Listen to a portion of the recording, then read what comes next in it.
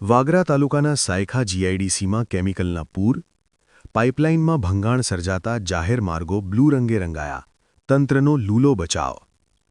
ઔદ્યોગિક હબ ગણાતી વાગરાની સાયખા જીઆઈડીસીમાં આજે પ્રશાસનની નઘરોળ નીતિ અને ખોદકામમાં દાખવવામાં આવેલી ઘોર બેદરકારીને કારણે પર્યાવરણના ધજાગરા ઉડ્યા હતા.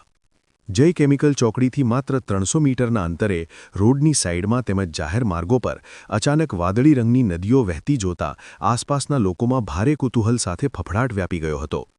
પાઇપલાઇન તોડનારા જેસીબીના પંજાએ તંત્રના સલામત ઉદ્યોગના બણગાની પોલ ખોલી નાખી છે.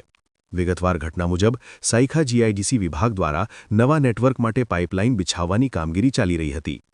જેસીબી મશીન વડે થઈ રહેલા ખોદકામ દરમિયાન ચાલક કે સુપરવાઇઝરની ગંભીર ક્ષતિને કારણે સીઈટીપીની લાઇનમાં મોટું ભંગાણ પડ્યું હતું.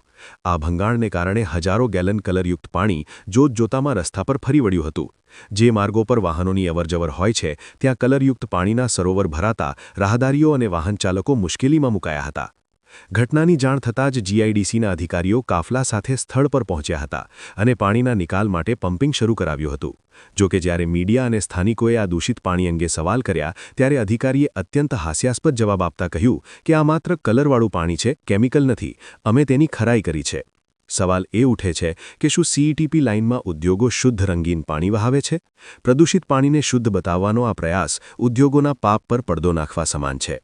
સૌથી ચોંકાવનારી બાબત એ જોવા મળી હતી કે જે કામદારો આ કલરયુક્ત પાણીના નિકાલની પ્રક્રિયામાં લાગ્યા હતા તેઓ કોઈપણ પ્રકારના સેફટી શૂઝ, ગ્લવ્સ કે માસ્ક વગર સીધા એ જોખમી પાણીના સંપર્કમાં હતા. અધિકારીઓની હાજરીમાં જ કામદારોના સ્વાસ્થ્ય સાથે ખુલ્લેઆમ ચેડા થતા જોવા મળ્યા હતા. આશા ન્યૂઝ ગુજરાતી રિપોર્ટ, સરફરાઝ સોલંકી, ભરૂચ.